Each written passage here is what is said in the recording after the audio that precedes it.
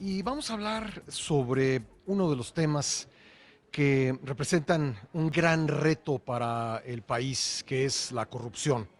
Le agradezco mucho que me acompañe esta mañana en el programa el maestro Gerardo Ignacio de la Cruz Tobar, fiscal especializado en combate a la corrupción en el estado de Jalisco. Fiscal, gracias por estar con nosotros, gracias por la confianza.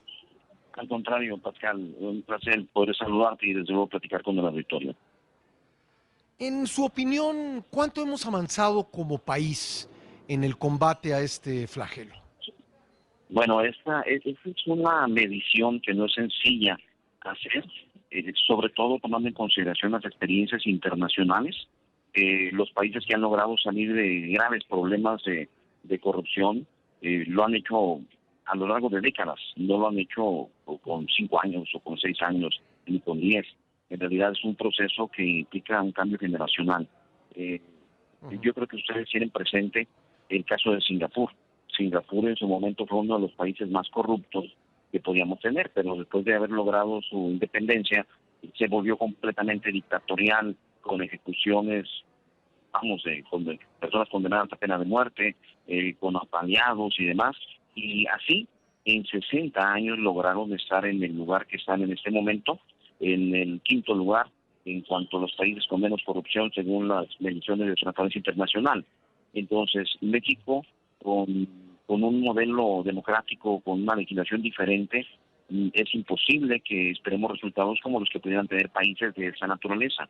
Y claro que hemos avanzado, claro que poco a poco se va combatiendo la corrupción, pero particularmente, más que hablar de un número determinado de personas detenidas o algo por el estilo, se debe hablar de la prevención, se debe hablar de cambios estructurales, de reformas jurídicas no únicamente verticales, sino horizontales, que puedan permear en muchos factores de la sociedad, que poco a poco Ujú.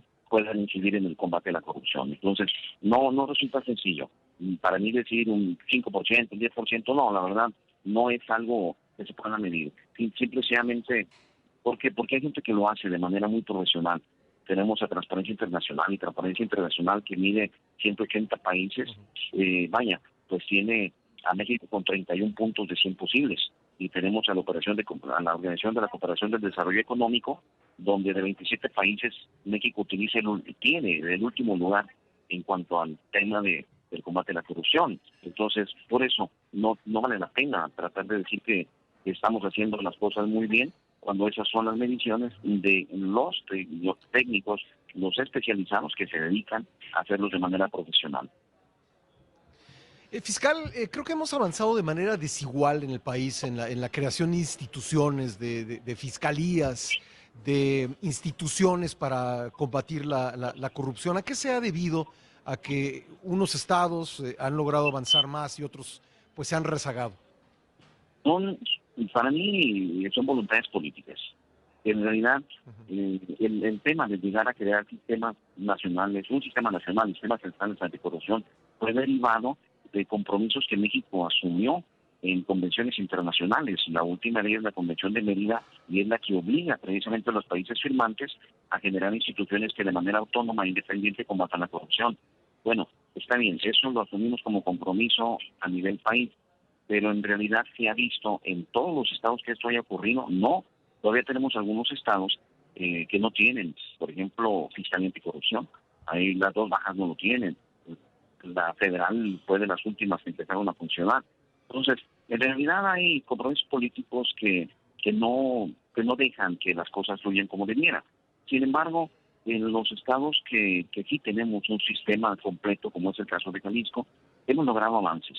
En este momento sí podíamos hablar de resultados específicos logrados en la Fiscalía Anticorrupción. ¿Por qué? Porque vaya, nosotros tenemos 4 años y medio trabajando. Nos empezamos a trabajar el 15 de febrero del 2018.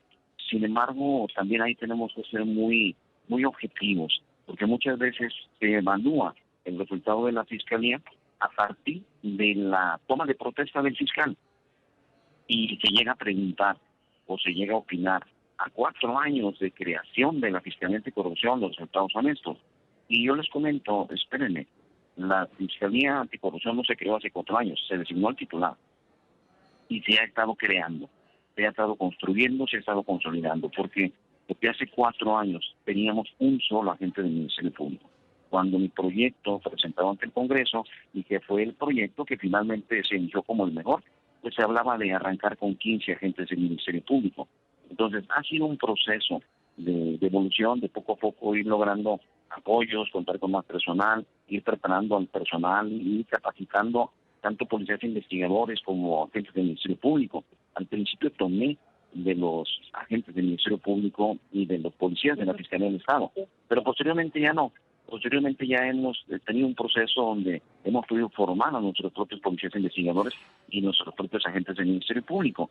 Y a la distancia podemos decir, bueno, en este momento en la Fiscalía hemos logrado vincular al proceso a 2 exsecretarios a 5 exsecretarios, y de estos 5, 2 permanecen en prisión preventiva, a un presidente de un consejo de administración, a 15 directores generales, tenemos un juez, tenemos muchos ministerios públicos, 4 expresidentes municipales.